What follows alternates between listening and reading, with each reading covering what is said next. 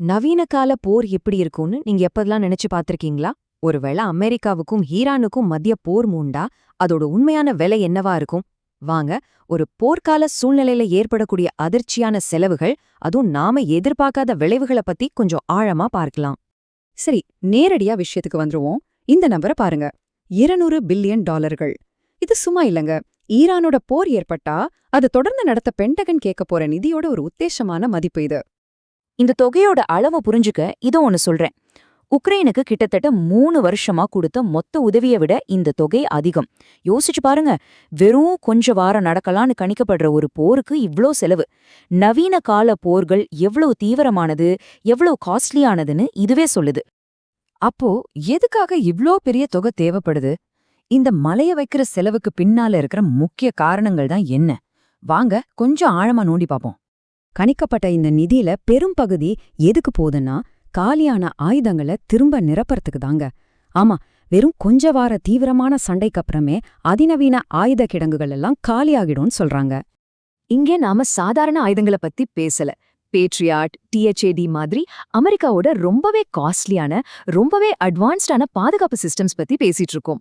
ஒருவேளை சண்டை வந்தா இது எல்லாம் ரொம்ப வேகமா தீர்ந்து போயிடும்னு ஆய்வுகள் சொல்லுது.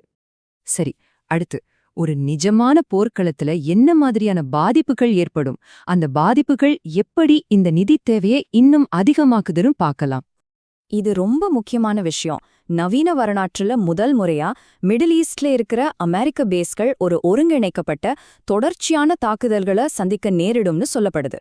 இங்க பாருங்க, தாக்குதல்களோட பேட்டர்ன் ரொம்பவே இன்ட்ரெஸ்டிங்கா இருக்கு. குறிவைக்கிறது வெறும் பில்டிங்களை இல்ல, முக்கியமான கமாண்ட், கண்ட்ரோல் மற்றும் கம்யூனிகேஷன் சென்டர்களை தான். அதாவது ஒரு அமைப்புக்கு மூல மாதிரி செயல்படுற இடங்களை. இது நம்மள கத்தர்ல இருக்கிற இந்த நீண்ட தூர பாலிஸ்டிக் ஏவுகணை ரேடார் மாதிரி ரொம்ப ரொம்ப விலை உயர்ந்த சொத்துக்களுக்கு கூட்டிட்டு போகுது. இது அந்த பகுதியோட பாதுகாப்புக்கு ஒரு முதுகெலும்பு மாதிரி. அதே மாதிரிதான் ஜார்டான்ல இருக்கிற தேட் ஏவுகணை எதிர்ப்பு சிஸ்டத்தோட இந்த முக்கிய ரேடாரும். இதையும் இழந்துட்டா அது மிகப்பெரிய பின்னடைவா இருக்கும். சிம்பிளா சொல்லணும்னா, இந்த ரேடார்கள் தான் பாதுகாப்பு அமைப்போட கண்கள். ஒரு பாக்ஸிங் சண்டைக்கு முன்னாடி வீரரோட கண்ணு கட்டி போட்டா எப்படி இருக்கும், அந்த மாதிரி தான் இதுவும். இந்த கண்களை இழந்துட்டா $1 மில்லியன் மதிப்புள்ள பாதுகாப்பு ஏவுகணைகள் இருந்தும் பிரயோஜனம் இல்லாம போயிடும். மொத்த பாதுகாப்பு கவசமும் முடங்கிடும்.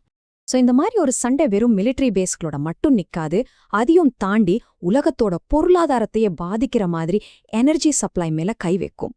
ஈரானோட 90% எண்ணெய் ஏற்றுமதிக்கு காரணமான கார்க் தீவை பத்தி முன்னாள் பிரசிடென்ட் ட்ரம்ப் சொன்னதை கேளுங்க.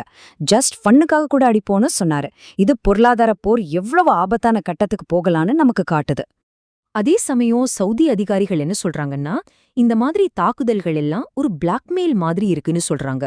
அதாவது தங்கள பணிய வைக்கிற ஒரு தந்திரமா பாக்குறாங்க. இங்க விஷயம் ரொம்ப சீரியஸ். ஏன்னா ஆபத்துல இருக்கிறது சாதாரண இடங்கள் இல்ல, உலகத்துக்கே எண்ணெய் கேஸ் சப்ளை பண்ற மிக முக்கியமான இடங்கள். தாக்குதல் பதிலடின இது உலக பொருளாதாரத்தை ஆட்டம் காண வச்சிடும்.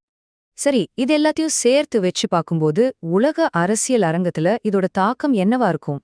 வாங்க அதையும் பார்க்கலாம். இந்த மாதிரியான ஒரு போர் ஒரு முக்கியமான உண்மையை போட்டு உடைக்குது. ஒரு பக்கம் அமெரிக்கா ரொம்ப காஸ்ட்லியான, தயாரிக்க ரொம்ப நாள் ஆகிற பாதுகாப்பு ஏவுகணைகளை நம்பியிருக்கு. ஆனா இன்னொரு பக்கம் ஈரான் ரொம்ப சீப்பா வேகமா தயாரிக்கக்கூடிய ஏகப்பட்ட தாக்குதல் ஏவுகணைகளை வச்சிருக்காங்க.